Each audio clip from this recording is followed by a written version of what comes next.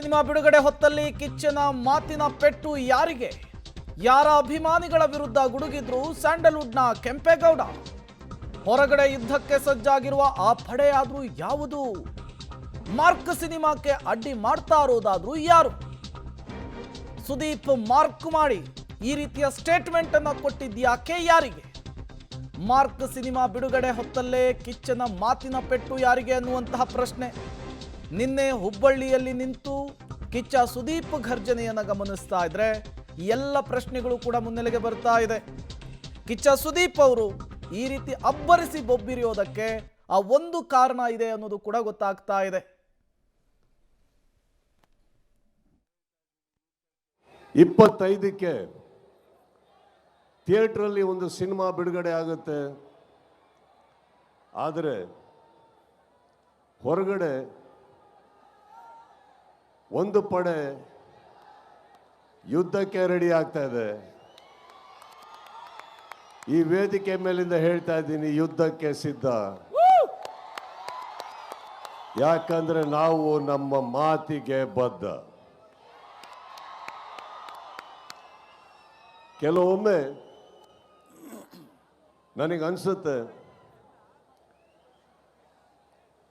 Silent ಆಗಿರೋದು ಒಳ್ಳೆಯದೋ ಕೆಟ್ಟದೋ ಗೊತ್ತಿಲ್ಲ, ಆದರೆ ನಿಮಗಳಿಗೋಸ್ಕರ, ನನ್ನ ಸ್ನೇಹಿತರು ನೀವೆಲ್ಲ ಚೆನ್ನಾಗಿರಬೇಕು ಅನ್ನೋ ಒಂದೇ ಒಂದು ಕಾರಣಕ್ಕೋಸ್ಕರ ನಾವೆಲ್ಲರೂ ಒಳ್ಳೆಯ ಹೆಸರಲ್ಲಿ ಇರಬೇಕು ಅನ್ನೋ ಒಂದೇ ಕಾರಣಕ್ಕೆ ನಾನು ಬಾಯಿ ಎಲ್ಲದನ್ನು ಮುಚ್ಕೊಂಡಿದ್ದೆ ಹೊರತು ಬಾಯಿ ಇಲ್ಲ ಅಂತಲ್ಲ.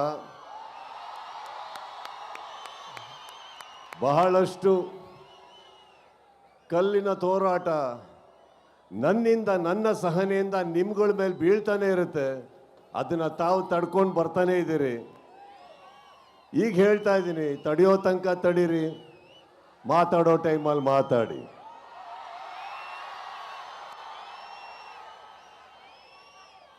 ಮಾರ್ಕ್ ಒಂದು ಅದ್ಭುತವಾದ ಸಿನಿಮಾ. ವಿಜಯ್ ಕಾರ್ತಿಕೇಯ ತಾವೆಲ್ಲೇ ಇದ್ರು thank you. Satyajyoti Films thank you. ಇಡೀ ತಂಡಕ್ಕೆ ಥ್ಯಾಂಕ್. ಇದು ಕಿಚ್ಚ ಸುದೀಪ್ ಅವರ ಮಾತು. ಒಂದೊಂದು ಮಾತು ಕೂಡ ಬೆಂಕಿ ಉಂಡೆಯ ರೀತಿಯಲ್ಲಿ ಆಡಿದ್ದಾರೆ. ಒಂದೊಂದು ಮಾತಿನಲ್ಲೂ ಕೂಡ ಒಂದೊಂದು ಸಂದೇಶ ಕಳಿಸಿದ ರೀತಿಯಲ್ಲಿದೆ. ಡೀಟೇಲ್ಸ್ ಅನ್ನು ಕೊಡೋದಕ್ಕೆ ಭಾರತಿ ನೇರ ಸಂಪರ್ಕದಲ್ಲಿ ಜಾಯಿನ್ ಆಗಿದ್ದಾರೆ. ಭಾರತಿ, ಕಿಚ್ಚ ಸುದೀಪ್ ಅವರು ಆಡುವಂತಹ ಪ್ರತಿಯೊಂದು ಮಾತಿಗೂ ಒಂದು ಅರ್ಥ ಇರುತ್ತೆ, ಪ್ರತಿಯೊಂದು ಮಾತಿನಲ್ಲೂ ಕೂಡ ಸಂದೇಶ ಇರುತ್ತೆ.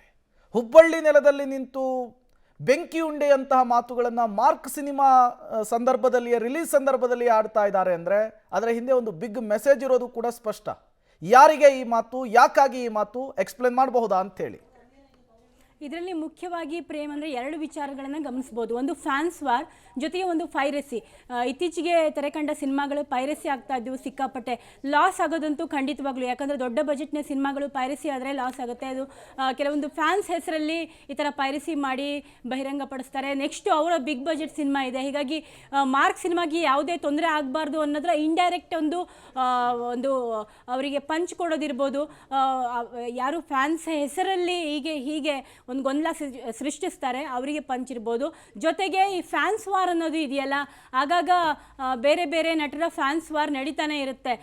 ಅವರು ತಮ್ಮ ಹೀರೋ ಸಿನಿಮಾಗಳು ಬಂದಾಗ ಒಂದು ಗ್ಯಾಪ್ನಲ್ಲಿ ನೆಕ್ಸ್ಟ್ ಹೀರೋ ಸಿನಿಮಾ ಬಂದಾಗ ಟಾರ್ಗೆಟ್ ಆಗೋದು. ಜೊತೆಗೆ ಅದೇ 25ನೇ ತಾರೀಕಿಗೆ ಇನ್ನೊಂದು ಬಿಗ್ ಸಿನಿಮಾ ಕೂಡ ರಿಲೀಸ್ಗೆ ರೆಡಿ ಇದೆ. ಹೀಗಾಗಿ ಎಲ್ಲ ಫ್ಯಾನ್ಸ್ಗಳು ಈಗ ಕ್ಲಾಶ್ ಆಗಬಾರ್ದಲ್ಲ, ಹೀಗಾಗಿ ಫ್ಯಾನ್ಸ್ ವಾರ್ ಆಗಬಾರ್ದು. ಸೋಷಿಯಲ್ ಮೀಡಿಯಾದಲ್ಲಿ ಈ ಥರದ ಚರ್ಚೆ ಹಿಂದಿಂದಲೂ ನಡೀತಾನೆ ಇರುತ್ತೆ.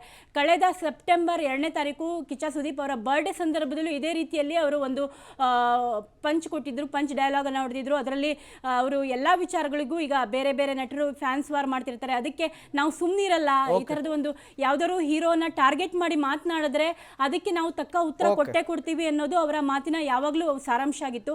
ಅದೇ ರೀತಿಯಲ್ಲಿ ಈಗ ಹುಬ್ಬಳ್ಳಿ ನೆಲದಲ್ಲಿ ನಿಂತು ಒಂದು ರೀತಿಯಲ್ಲಿ ಗುಡುಗಿದ್ದಾರೆ ಅಂತ ಹೇಳ್ಬೋದು. ಓಕೆ, ಥ್ಯಾಂಕ್ ಯು ಭಾರತಿ ತಮ್ಮೆಲ್ಲ ಮಾಹಿತಿಗಾಗಿ. ಮೇಲಿಂದ ಹೇಳ್ತಾ ಇದ್ದೀನಿ, ಯುದ್ಧಕ್ಕೆ ಸಿದ್ಧ. ಯಾಕಂದ್ರೆ ನಾವು ನಮ್ಮ ಮಾತಿಗೆ ಬದ್ಧ. ಕೆಲವೊಮ್ಮೆ ನನಗನ್ಸುತ್ತೆ ಸೈಲೆಂಟ್ ಆಗಿರೋದು ಒಳ್ಳೇದೋ ಕೆಟ್ಟದೋ ಗೊತ್ತಿಲ್ಲ.